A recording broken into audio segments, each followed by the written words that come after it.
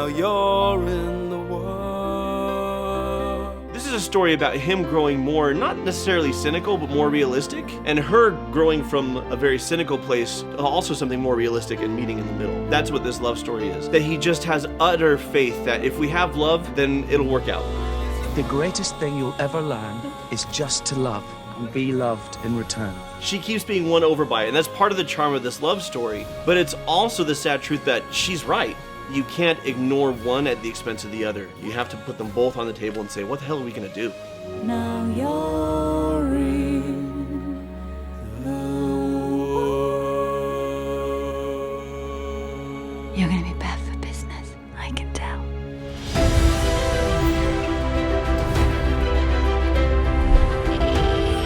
Hello and welcome to Cinema Therapy. I'm Jonathan Decker, licensed therapist who loves movies. Joining me as always, the intrepid Alan Seawright, professional filmmaker, explorer, and I need therapy? Yeah, you forgot extraordinaire. Felt like that could have fit in there somewhere, but I digress. Spectacular! So exciting! So today we're going to be doing yet another installment of Toxic or Not, where we take a film that is both beloved and hated in the interwebs and explore them through the lens of a licensed therapist and a professional filmmaker to see. So the word toxic means poisonous, pervasive, and insidious. Yes. It's a high bar. That is a very high bar to clear. We use the word toxic when we really mean not great. Or even just moderately irritating. Man, you are toxic. You are toxic. So we're going to take a look at Christian and Satine's relationship in the movie Moulin Rouge to see whether or not it fits the label of toxic. Before, when you thought I was the Duke, you said that you loved me. And I wondered if... If it was just an act, Yes. of course. It just felt real. She's like, I'm really good at what I do. Christian, I'm a courtesan. I'm paid to make men believe what they want to believe. Yes. These are two very pretty people. Very pretty people. Silly of me. To think that you could fall in love with someone like me. I can't fall in love with anyone. Can't fall in love. But a life without love, that's terrible. No, being on the street, that's terrible. No. Love is like oxygen. What? Love is a many splendid thing. Love lifts us up where we belong. All you need is love. Please don't start that again. All you need is love. Iconic. A girl has got to eat. All you need is love. She'll end up on the street. All you need is love. Ewan McGregor does such a great job of playing like little boy energy. He's so innocent. Like, you know, he's in his early to mid 30s, I think, at this point. And Yeah. he comes across as a 17-year-old kid. Yeah, Like, just so earnest. But, you know, we've got this situation here. She is the headliner at the Moulin Rouge, but she is also a courtesan, which is a high-end escort, and all that that entails. And for her, this is how I keep from starving. There is no actual romance here. There's my protective layer, and then there's what I do. It's just an act, and by that I mean like the actual acts that I perform, but also like I'm acting, I'm performing. It's not real. Even if they feel it's real, I'm casting a spell, and I'm doing it to earn a living. But deep inside, there's a human being here, and I have to guard and protect that person. Yeah. And the way I guard and protect that person is I'm not going to fall in love. Because there goes my livelihood, number one. But number two, if it's actually love, I can be hurt. This is a story about him growing more, not necessarily cynical, but more realistic. Yes. Because it's all idealized. And her growing from a very cynical place, also something more realistic and meeting in the middle. That's what this love story is. So far, nothing toxic, just a wide chasm between them. Being a bohemian artist has its perks. like getting to sing love songs on the back of a big giant fake elephant. But it's not all romance and musical numbers. Like needing a good doctor to treat your tragic case of consumption. This is why you should check out ZocDoc. ZocDoc is a free app and website where you can search and compare high-quality in-network doctors, choose the right one for your needs, And click to instantly book an appointment. It's like love at first sight, but it's real. We're talking about in-network appointments with more than 100,000 healthcare providers across every specialty. From mental health to dental health, eye care and skin care and much more. And when you're searching for a doctor, you can filter for ones who take your insurance, are located near you, and who treat basically any condition you're searching for. All you need is love. And sometimes you need a doctor. All you need is love. But ZocDoc appointments happen fast, typically within 24 to 72 hours. All you need is love. You can even score same-day appointments. Well, that is nice. Since I recently moved to a new town, I'm going to use ZocDoc to find and book great doctors near me. The greatest thing you'll ever learn is to stop putting off those doctor's appointments. Go to ZocDoc.com/cinematherapy to find and instantly book a top-rated doctor near you. That's ZocDoc.com/cinematherapy. ZocDoc.com/cinematherapy. Come what may, book with ZocDoc today. Just one night, just one night. There's no way, 'cause you can't pay. In the name of love. Okay. Okay, he's being pushy here. Is this... In the name of love. How pushy is this? Does this rise to the level of toxicity? Easy fool, I won't Okay. give in to you. Don't leave me this way. How much of this is just gonna be you singing? I can't survive without your sweet love. Baby, don't leave me this way. Like 40%. 40%. Okay, yeah. so to answer your question, like, I see this on just the inside of Healthy. It's on the pushy side of Healthy, but he's making room for her to make a choice. And even though he's being persistent, the energy is very much, well, have you considered? Or here's my, Okay. she's saying, no, here's what I want, here's what I want. And he's like, have you considered this? But you notice, like, once she pulls away, he stops. Yep. So he's being persuasive and hoping that she is along for the ride. Sure.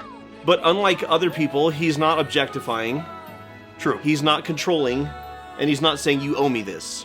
So again, it's on the pushy side of Healthy, but it's still within that. You would consider that like a healthy Yeah, amount of... he's gonna make his case, and then Sure. whatever she decides, she's gonna be like, oh, well, darn it. I don't think the relationship in this movie is toxic. I do think, especially Christian, is guilty of living so in the moment that he just has utter faith that if we have love, then it'll work out. Everything will work out. We don't have to have plans or a job or anything. Or figure out, like, hey, you work for the Opera House, you work for the Moulin Rouge, this is your livelihood, and I'm asking you to abandon it. Not only that, like, you've made certain commitments along those lines that to be with me, I'm asking you to jettison all of that. And it's like, well, how is that going to work out? And he's like, it's fine. It doesn't matter. Love. And Satine, for her part, is much more pragmatic. She's much more practical. And it's because she's lived so much more than he has and understands so much more of, like, how things work. Is it toxic? Is it poisonous or pervasive or insidious? No. Is it kind of stupidly optimistic, or maybe naively optimistic is a better word for it? I don't think he's stupid. I do think he's naive and inexperienced in life. She gets swept up in it because freaking Ewan McGregor. Yeah, if Ewan McGregor was singing at me, I would start thinking, maybe all I do need is love. The greatest thing you'll ever learn is just to love and be loved in return. That is absolutely true. A picnic, sweet lady? We have so much to do, so much work. Well, if the young writer can carry a blanket and basket, I don't see why you both can't do it in my presence. Toulouse. So the magical... Guy playing the Duke is so much fun. Yeah. Thing you'll ever... Still at it, my sweet master? Because he thinks it's all just rehearsal. Contract! Oh, my dear sweet Duke, so many lines to learn. Been drilling them over and over.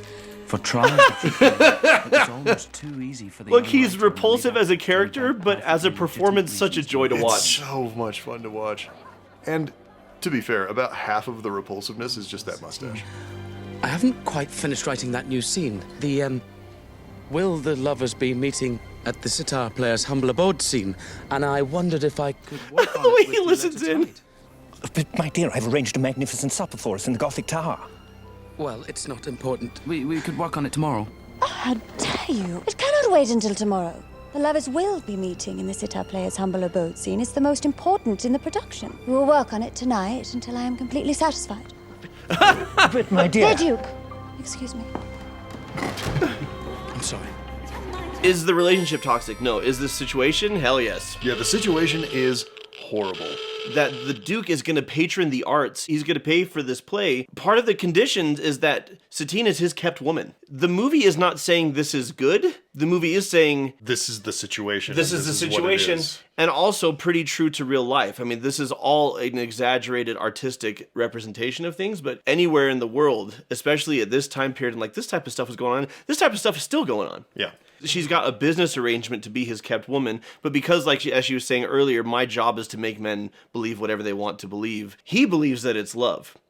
He believes, like, yes, I've paid for her, but she's super into me. And so I have to admit, watching Nicole Kidman and Ewan McGregor do this whole dance of sneaking around, they're just such delightful actors, and they're so good together. On opening night, I have to sleep with the Duke.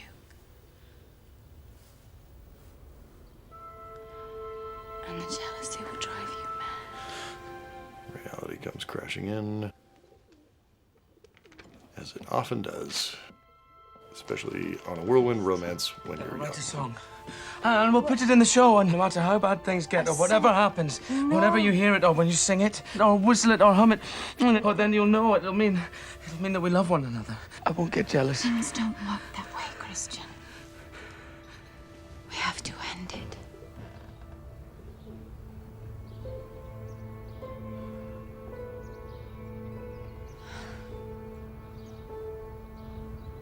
I have thoughts, but I'm not going to interrupt this moment because I love this. Never knew I could feel like this. Like I've never seen the sky before. Want to vanish inside your kiss. Listen, I can't blame her. Now, this new scene. I just love that she's playing like, oh, I'm so mad that this guy's so great. So that whatever is happening, however bad things are, that they remember their love. So let's take it. Let's take it if we may from. Be careful. Fear not. We will conduct our love affair right under the Maharajas. Seasons may change, winter to spring. Honestly, amigo, this is impossible. The narcoleptic lead actor. Until the end of time. Come what may. Yeah, maybe less than 40% me singing because I just want to listen to him. Yeah. But every song of his from this movie, any song that he's in, not of his because they do a lot of duets, Yeah. is a karaoke staple for me for whatever reason.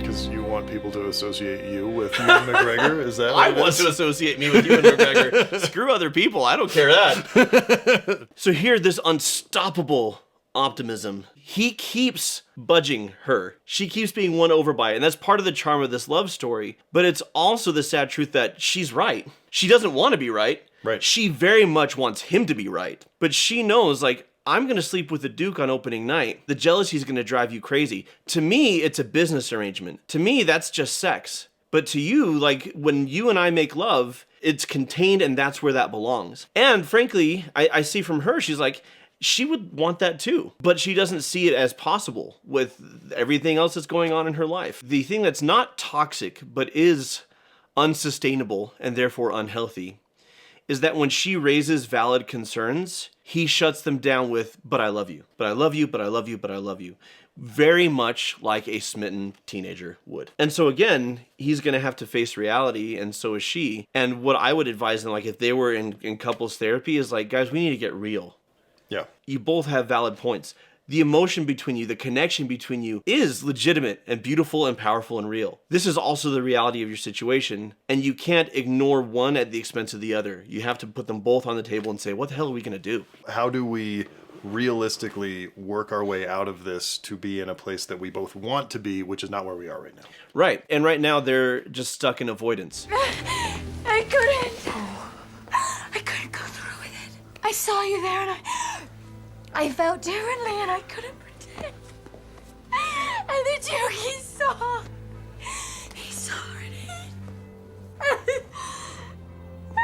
So this is after she couldn't sleep with the Duke.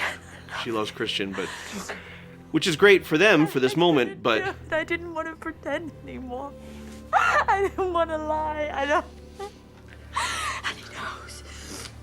He knows that he's so. It's all right. You don't have to pretend anymore. We'll leave. We'll leave tonight. Leave. The show. I don't care. of course you don't. About the show. We have He's each only other. doing the show for you anyway. That's all that matters. As long as we have each other. I can't decide if that's really beautiful and healthy Or really dumb. It's really beautiful in a movie. Like in a movie, we absolutely want to believe like love conquers all, and I'm not saying it doesn't. If there was a real world analog to this actual situation, Yeah, probably right. sure. Yeah, that's true. Has this ever happened to you? There's a guy who wants to kill you because you want to be together, but you don't want to be with him. You should probably leave town. Has that ever happened to you? There is the simple fact of like we have people that we love, our friends, whose livelihood is this play. And so for her to say like the play, and he's like, I don't care. I'm sitting here going, that's beautiful for the two of you. I don't know how everybody else is gonna feel about it. And I'm not saying that matters more, but it does matter. He's missing her cue. The play is very important to her. This is her dream. She wants to leave behind her life and be with Christian, but she also wants Yeah. to become A real actress. she has life goals and plans, and he's kind of blowing right past those to just be with her. Yeah. Because what he Not wants perfect. out of life is her, full stop. Yep. And I'm not saying his love for her isn't genuine. I do think that he so desperately wants this that he's not practicing what actual love is, which is, hey, what matters to you matters to me. Your dreams matter to me. I want to follow through and support you in that. Forgive the intrusion, Gerald. You're wasting your time, Harold. Of it, you don't understand. The Duke is going to kill Christian. Oh, Jim Broadbent, I miss you, man. The Duke is insanely jealous. Unless you do his ending and sleep with him tomorrow night, the Duke will have Christian killed.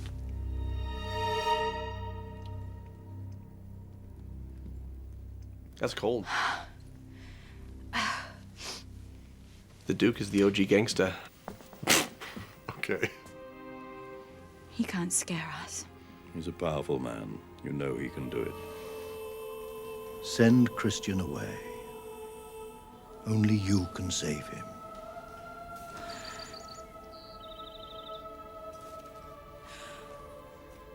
I knew it. He'll fight for me. Yes. Unless he believes you don't love him. What? You're a great actress, Satine. Lie. Make him believe you don't love him. No. Use your talent to save him. Hurt him. Hurt him to save him. Jim Broadbent, Harold Zidler, is telling Satine she has to hurt Christian to save him. She has to lie, I don't love you. I don't love you, in order to save him from A, being killed by the Count, Duke, whatever, whoever the hell he is, mustache guy, Count Chocula. Count Chocula. See, because he played Dracula in Van Helsing. I was very subtle there. Perhaps that is a conversation for another time. You know, save him from the Duke, save him from even deeper, worse heartbreak from losing Satine, which is inevitable now. We Save know. his life and You know, all of that stuff. So, is that a real thing ever, or should you always just come clean? I don't think it actually helps. I think it works in a movie like this because Christian is Christian and he's never going to stop. He's like the love Terminator. He's just going to like keep coming at her. You know, nothing will stop him. He's just going to keep pursuing her, you know. He will not stop! You can like stab him with a metal beam and he's like going to find a way to just keep going. And so she has to do something to stop him. But in most cases, it's far better to be like, look, this is the situation and this is the truth of it. And here's why either A, we can't be together, or B, if we're together, here's the cost. And is that cost going to break us in the long run? Right. And if it's not, how are we going to actually make that work? What is our strategy and our structure for that instead of just like, we love each other, so it's going to be great. So she did it, lied to him, broke his heart. This woman is yours now. I paid my whore. It's not funny, but Jim Broadbent's face. Jim Broadbent's reaction. It's actually very hurtful. Nothing to me. So, she lied to him. Thank you for curing me of my ridiculous obsession with love. That bit of performance, it's so big and over the top and childish and shouldn't work, and it does because of the tone of this movie and because Ewan McGregor is f***ing amazing.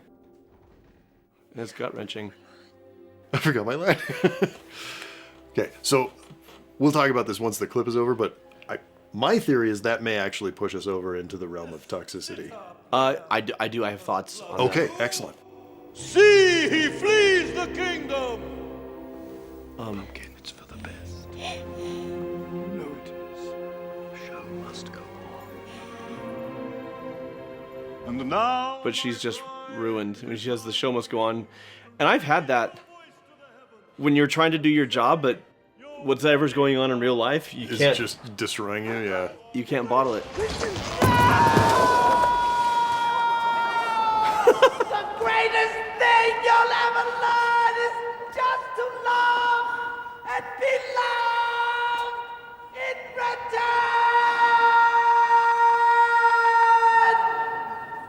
Toulouse finally remembers his effing line. Spoken like a true frustrated director. No, we wanted to get to take 37. What I think is amazing is the level of patience to like internally be so mad at an actor and externally be like, it's fine, it's okay, we're gonna get there. Whatever your process is, let's get to something true, okay? And inside you're like, Does her lying to him to save him, saying, I don't love you, and does him saying, I paid my whore, thank you for curing me of my ridiculous obsession with love, and doing this publicly as part of the play. I mean, the fact is, the audience doesn't know that he's actually saying this about her. yeah, Jim Broadbent saved it with his great, like, oh, he shaved his beard. Yeah. But everybody she knows that's exactly what he's doing. Right. And that's humiliating, and that's painful, and that is a moment of Christian acting out of spite. This is the moment that I'm like, yeah, for half a scene. Half a scene, this is a toxic relationship. It's not a toxic relationship overall, but it definitely has a toxic moment. He is so wrapped up in his own pain that for the first time, he doesn't really care what she feels. He doesn't care how he treats her. He is consciously putting himself first for the first time.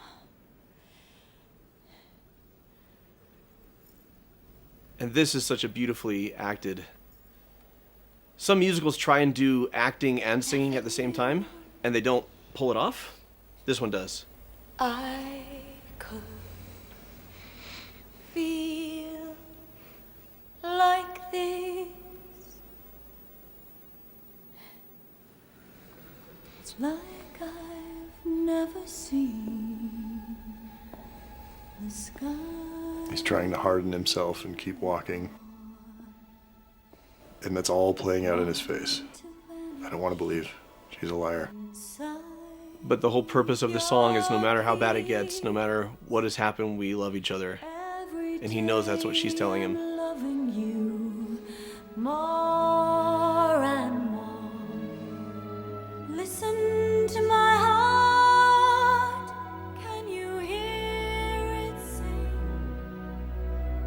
Come back to me and forgive everything.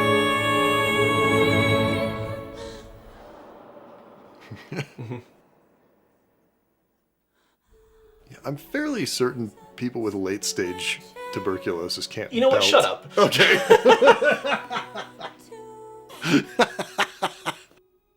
No, you're right. Nobody You're cares absolutely right. about your realism.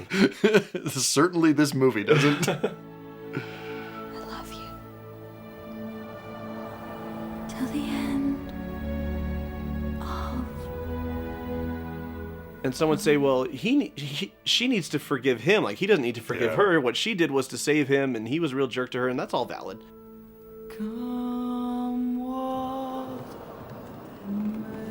But she also knows he's this pure soul when it comes to love, and it really hurt him.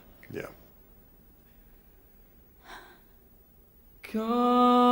This is honestly my biggest criticism of this film is You need to Satine. shut up for about 10 seconds. Oh, do I? Yeah. Okay. I'm going to be a real bastard about this. Just be quiet and let Ewan sing.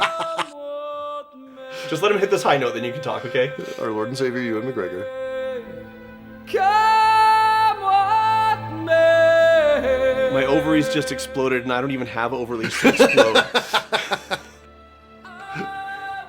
Okay, what were you saying? I don't know. We both just got impregnated. Until my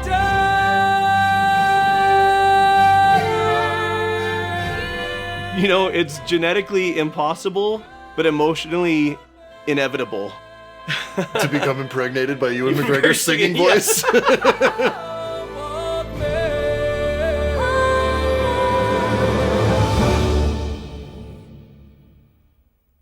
Yeah, hot damn. That's a fun movie. I really like it. It's good. The big issue I have with this film, and it's one of two, is Satine as a character is underdeveloped. Yeah. She has some wants and needs, but they're very much backgrounded to Christian's wants and needs. And that's, it's okay to have a protagonist and then like a lead protagonist and then sort of a second. But I feel like in this movie, it would have been stronger probably to have it be more of an even two-hander. You're right, because Satine on paper, there's not a lot there. Not a ton there. But what is there is this life that I have created for myself to survive. Like, I'm surviving, but I'm not living. Right. And Christian represents living. Yes. Christian represents I'm seen, I'm safe, I'm loved. And the whole point of the movie, even if it delivers it without a lot of nuance or complexity, None. it delivers it Zero. but it delivers it with utmost sincerity. Yes. And over again, just like really hammering home the message, is that the greatest thing you'll ever learn is just to love and be loved in return.